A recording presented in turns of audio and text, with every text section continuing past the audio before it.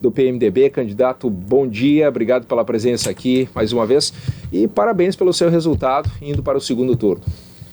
Bom dia, Daniel, Rosane, ouvintes da Gaúcha. Primeiro, cumprimentos à RBS pela postura elevada, qualificada de tratar mais uma vez este pleito municipal, né? Então, e tenho certeza que no segundo turno vocês vão continuar contribuindo.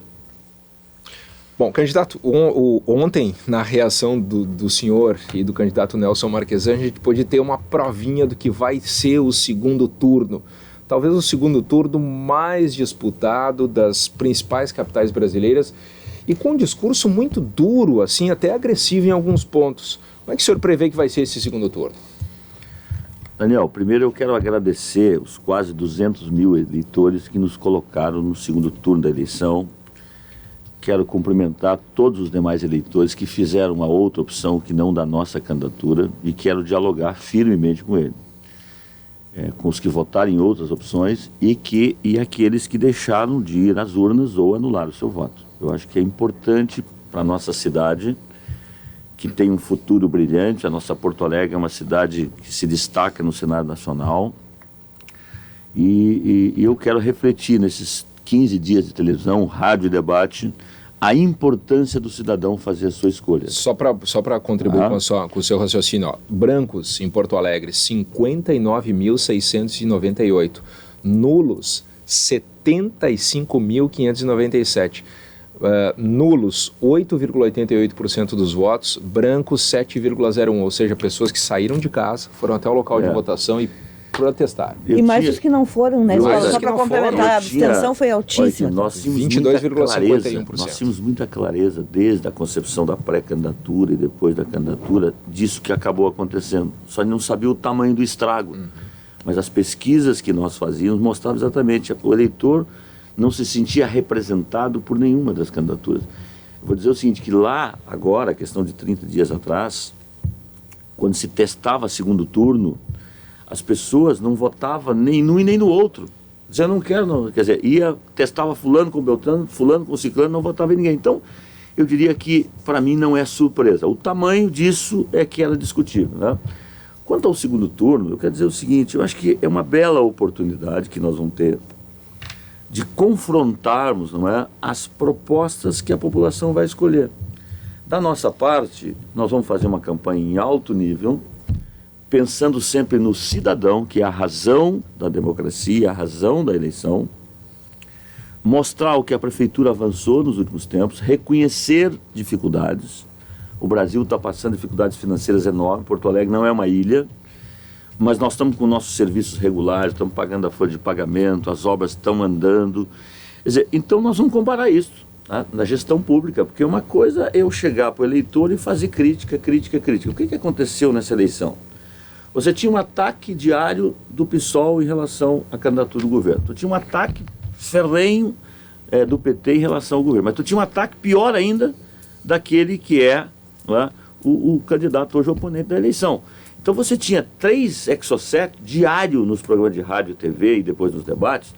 Bom, isso muda agora, porque agora nós vamos poder exatamente dialogar, né, conversar, confrontar, e é o que eu vou fazer. Mas, candidato Sebastião Melo, esses números que o Daniel Escola mostrou aqui são absolutamente chocantes, da abstenção dos nulos e brancos.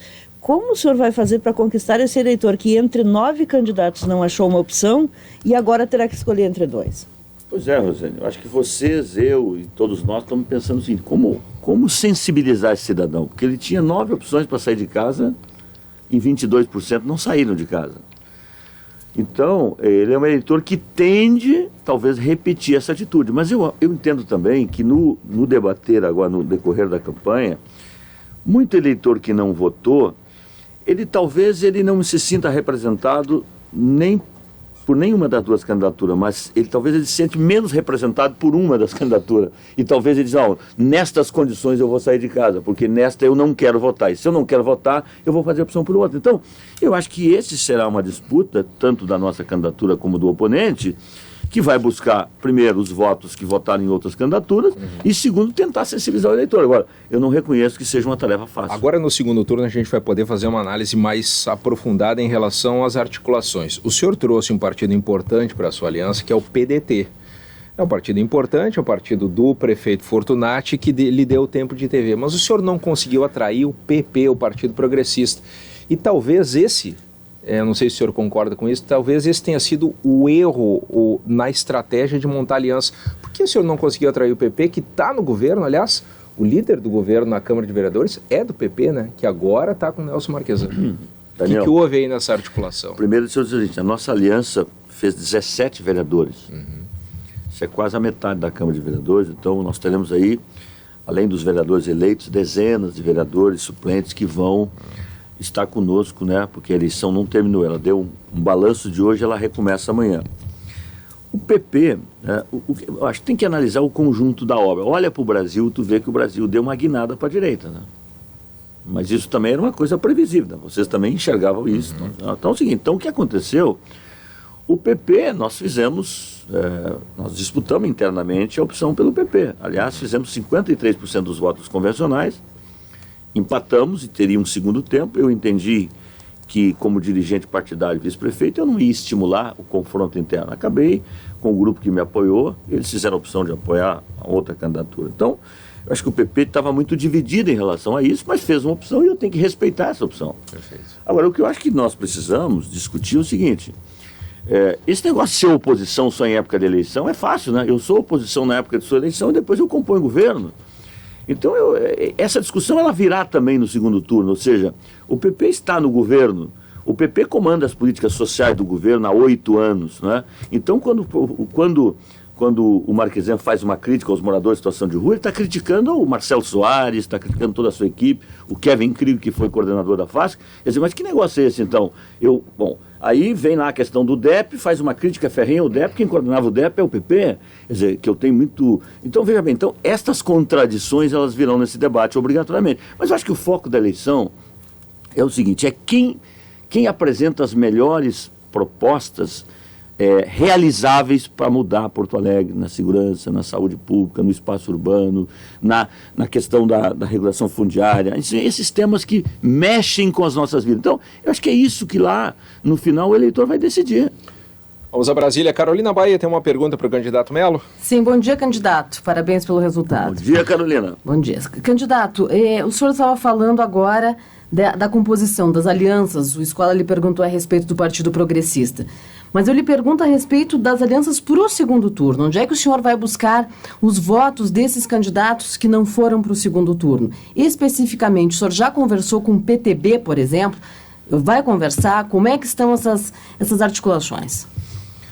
Olha, Carolina, primeiro, essa é uma eleição que ela caracterizou muito pela pessoalidade, né? Os partidos políticos têm a sua importância, não há democracia sem partidos, mas eu acho que as pessoas votaram muito mais nas pessoas do que partidos. Segundo, o PTB é um partido que está na origem desse governo.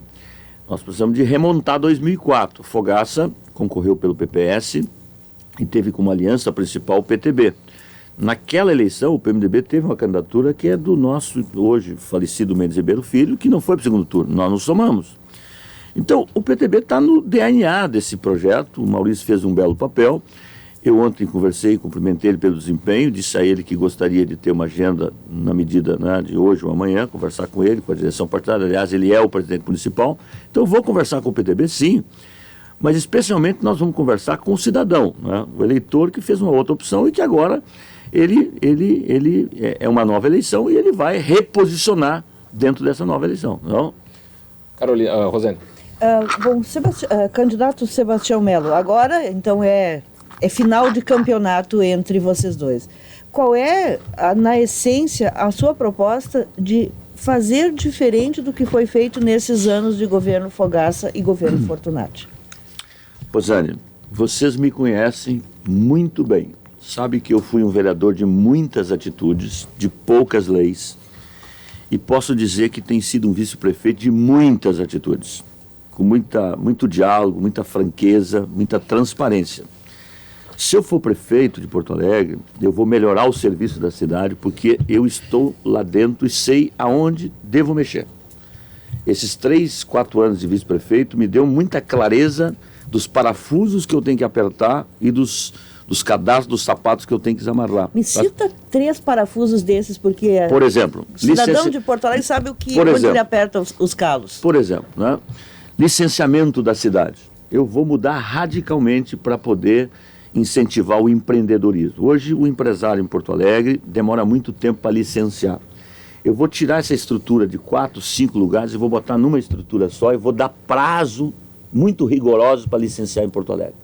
Os grandes empreendimentos eu vou cuidar pessoalmente. Eu vou sentar na ponta da mesa com os procuradores do município e com os empreendedores para não perder 1 centavo de investimento da cidade. E o 4º distrito, para mim, é a menina dos olhos do futuro governo, que é aquele que nós vamos trabalhar inovação tecnológica e economia criativa. Por outro lado, a segurança pública também é com o prefeito. Esta eu vou cuidar pessoalmente. Existe um gabinete de gestão integrada na prefeitura, que é o que comanda esta área. Então eu vou trazer para o gabinete do prefeito, junto com o secretário de segurança, Brigada Militar, Polícia Civil, várias execuções criminais, Judiciário, sociedade, empresários, e nós vamos fazer aquilo. Imagina o que aconteceu no temporal do dia 29 de janeiro.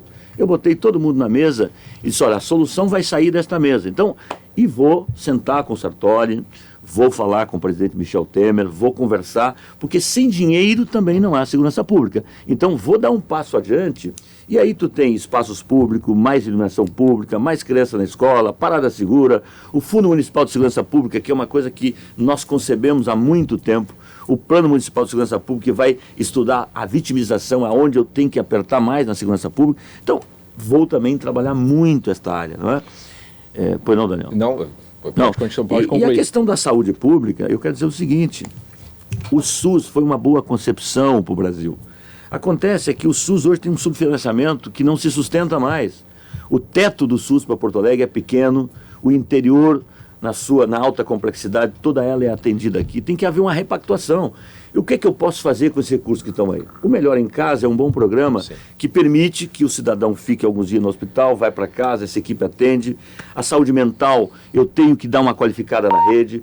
A informatização, ela existe nos postos de saúde, mas ela hoje não está interligada entre os postos, das farmácias. Quer dizer, então tem gestão para fazer na saúde e eu vou trazer os estagiários das faculdades de medicina para serem estagiários dentro da saúde, porque eu acho que é uma maneira da faculdade contribuir, para a melhoria da saúde. Para a gente encerrar, candidato, o senhor fala muito nas ideias, mas pouco na dificuldade financeira. Aliás, nenhum candidato fala na dificuldade financeira das prefeituras, da Prefeitura de Porto Alegre, que o senhor conhece bem. Há alguma chance de, em o senhor se elegendo, atrasar salário? O senhor vai diminuir secretaria, vai diminuir a máquina pública? Há isso na sua proposta também? O senhor pensa nessas possibilidades? Diminuir gasto, reduzir gasto e aumentar a arrecadação. Deixa eu dizer o seguinte, todo e qualquer prefeito do Brasil que vier assumir, os que já eleitos, os que estão no segundo turno, vai ser obrigatoriamente diminuir a máquina pública, senão não consegue governar.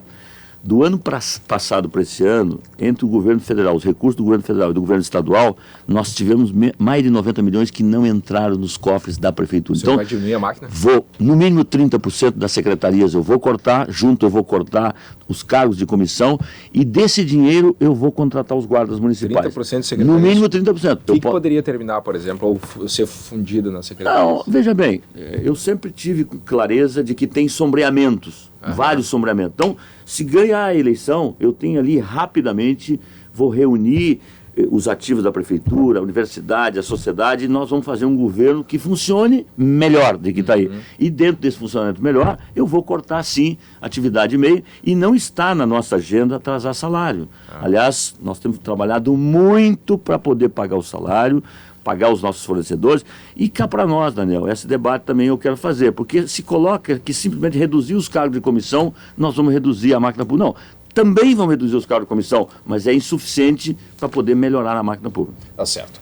Candidato Sebastião Melo, muito obrigado pela sua atenção, pela disposição em vir até o estúdio conversar conosco. Deu exatamente 15 minutos, mais ou menos. A gente não previu o tempo aqui, passa rápido. Nós vamos ter mais tempo para conversar aí ao longo da campanha. Tem o debate aqui da Rádio Gaúcha e também... Quando é que é o debate aqui?